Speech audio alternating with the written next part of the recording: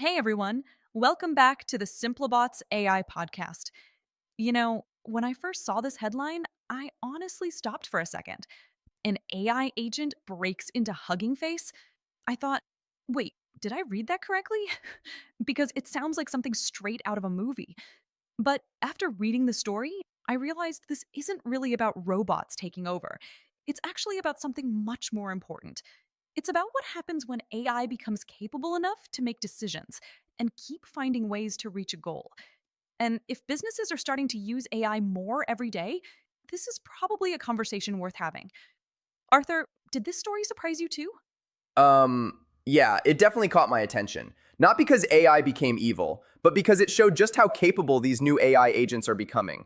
From what happened, the AI was operating as part of a security test. It wasn't sitting there thinking, I'm going to attack this company. It had a goal, and it kept looking for different ways to accomplish that goal. That, to me, is the interesting part. Right. And I think that's where people can misunderstand the story. Because when we hear the word break in, our minds immediately jump to hackers wearing hoodies in a dark room. Exactly. This wasn't a person typing commands all night. The AI could plan, try different approaches, adjust when something didn't work, and continue moving toward its objective. That's very different from the AI assistants most people use today to write emails or answer questions. Hmm. So it's almost like giving someone directions, but instead of following just one road, they keep finding different routes until they reach the destination. That's actually a great way to picture it. The AI wasn't following one fixed script, it was adapting as it went. And that's what made this security exercise so eye opening. Okay, this might sound like the obvious question. Should business owners hear this story and think, maybe I shouldn't use AI anymore? Honestly, no. I think the better lesson is use AI wisely. Because here's the thing, the more capable AI becomes, the more responsibility comes with giving it access to your systems. If an AI can read emails, manage files, or connect to business software, then you need good permissions, monitoring, and clear boundaries. That actually reminds me of hiring a new employee. You wouldn't hand someone every password on their first day. Exactly. That's probably the simplest way to explain it. You trust people gradually. The same idea should apply to AI. You decide what it can access, you review its work, and you make sure there are safeguards in place. Technology has become more powerful. That doesn't mean we stop using it.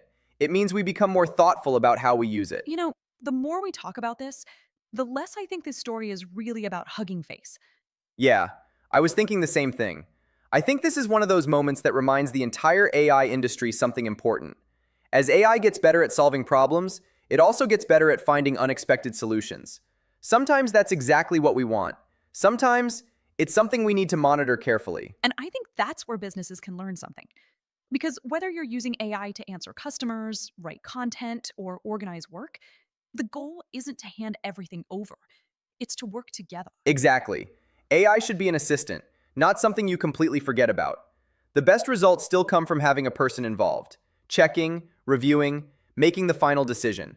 That's how businesses build confidence while still getting the benefits AI offers. So, where does this leave the average business owner?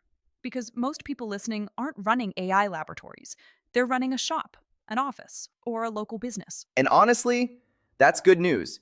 Because the takeaway isn't AI is dangerous. The takeaway is AI is becoming more capable.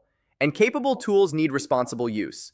Whether you're using something like Chatty to help answer customer questions, Revy to draft review responses, or Emmy to organize emails, the purpose is still the same.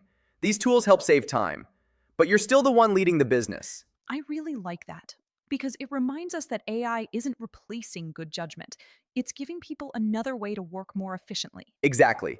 And I think that's the future we're heading toward. Not businesses run entirely by AI, but businesses where people and AI work side by side. And stories like this help remind the whole industry why responsible design and human oversight matter. So, today's story might sound dramatic at first, but once you look past the headline, it's really about something much bigger. AI is becoming more capable every year, and with that capability comes a greater need for thoughtful use. Yeah, I don't think this story should make people afraid of AI. I think it should make us respect it, the same way we respect any powerful tool. When we use it with the right safeguards, it can help us do amazing things. And that's probably the best way to end today's conversation. Don't fear AI. Learn how to use it responsibly. Because as these tools continue to improve, the businesses that understand them not just the ones that own them, will be in the best position to benefit. If you enjoyed today's episode, don't forget to like and subscribe. And if you'd like practical tips on using AI in your own business, join us inside the SimplaBots Growth Vault on School. I'm Emma Gordon. And I'm Arthur Finch. Thanks for listening, and we'll see you in the next episode.